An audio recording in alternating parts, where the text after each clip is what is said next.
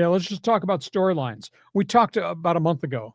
NASCAR is bringing a road race to North Island, to Coronado. They just announced the San Diego Grand Prix course, 3.6 miles on North Island. It's going to have 16 turns in it, including 6 turns of 90 degrees. And on the straightaways, these cars are going to fly, and then they're going to get to the end of the straightaway. You better downshift quick because you're going to be doing this. So that's going to be fun. That comes up next June. Interesting. San Diego Grand Prix NASCAR. Big weekend south of the border. Formula One is here. Mexico City Grand Prix. And the big storyline is what Max Verstappen is doing as they get ready to run this road course, the historical road course in Mexico City. Verstappen, who was getting buried the first half of the season, has now cut the points lead down to 40 points, chasing Oscar Piastri and his McLaren teammate, Lando Norris. And Norris and Piastri have spent more time knocking each other out of races, while Verstappen keeps getting on the podium every Sunday. Formula One also has done something really different. I understand the rationale because it's all about the bank. Formula One just announced a TV contract. They're leaving ESPN next year. They're going to Apple TV. Everything, all F1 will be subscription. Like the MLS. Yeah. So I'm kind of surprised because Formula One, ESPN did a great job for 5 years. And the arrival of Formula One here, I think, goes hand in hand, not only with the greatness of the drivers and the events and the personalities, but just the packaging and TV, because everybody gets access on ESPN. Now it's going to Apple, or you're not going to disappear off the radar. So keep an eye on that one. Speaking of racing, we've talked extensively about Cadillac One. They're going to Formula One next season. Cadillac One signed Colton Herta, young IndyCar driver, to be their test driver. He will back up Val Bottas and Sergio Perez. He'll get a lot of experience as Cadillac's test driver. Holton has now signed an additional contract.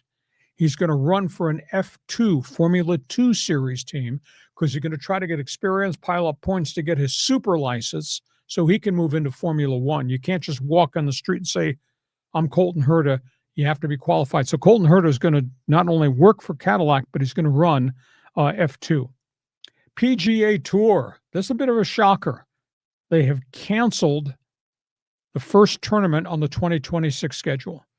This is a byproduct of the drought. This is a byproduct of problems on Maui. The Sentry Invitational at Kapalua has been canceled. It's been taken off the schedule. They have a terrible water problem in Maui.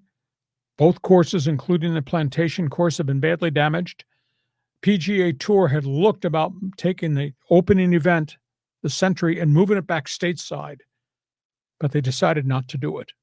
So they're going to be one tournament short on the schedule. Schedule will open next season at the Sony Open in Hawaii. So that's a bit of a blow for Maui because that is their signature sports event. But because of the terrible fires and then terrible drought problems, that's come off the schedule, at least for 2026. Wow. So, John, we have any Formula One fans? I mean, we do talk a lot about auto racing here, some NASCAR, some Indy 500 stuff, a lot of F1. Have we ever gotten hardly any F1 guys in the Fans Forum chat box? You know, when we do those commentaries, those like vertical videos that last about a minute, we have, some of those we produce and others AI creates for us. And I remember we had one that was an F1 done by AI and it was like an excerpt from one of our regular podcast shows. And that thing freaking blew up on YouTube and on Instagram. So those things can hit just right on the internet. But we get other fans that are following, auto racing. But it's not like the Dodger Padres smack talking going on this right. Hey, I have a question though, on the San Diego race. I remember a long time ago, probably like 15 or 20 years ago, I was on North Island and I got in a pass to get in there. And I remember walking or driving across like this really big, like concrete tarmac or something like that out there, and it wasn't a street. It was like this giant wide open space. Now, does F1 have to run on asphalt or could they be on a concrete track? I mean, do you know anything about that? Well, the San Diego race is NASCAR. It's not Formula One. Oh, excuse me. Pardon me. Yeah. No, NASCAR, it'll be on whatever the pavement is.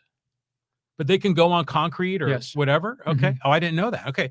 There you go. That'll probably... It's interesting. Most of the course will be on that. Yeah, I tried to imagine the layout, and I couldn't picture it in my mind. All I know is one long straightaway and a lot of 90-degree turns, and then this and that. I mean, it's a road course is in essence what it is.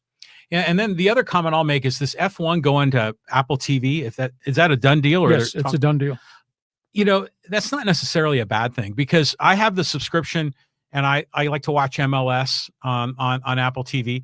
And they do a really good job producing content on that platform, because when you go into the MLS section, you got all the different games, you got all the pre-game, post-game. They have a lot of special features.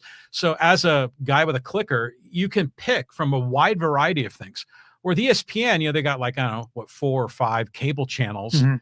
And there are things that are kind of always happening, but you don't know what time they're going to happen. I don't know. I felt like the Apple TV solution made a lot of sense for me. And then that's a win-win, because I think, they're going to get some revenue from that for sure. They're going to get a share of the subscription, and then it brings more people in the door to subscribe to Apple's content.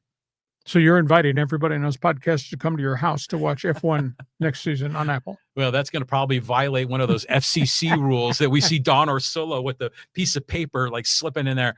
No. Okay. Hey, listen, we have put topics on the table. Now it's your turn to join us. This is a podcast brought to you by Dixieline Lumber and Home Centers. 9 locations to serve you in San Diego. Got projects, they've got materials. Got projects, they can give you ideas. Go to Dixieline.com to see all the things that they have to offer.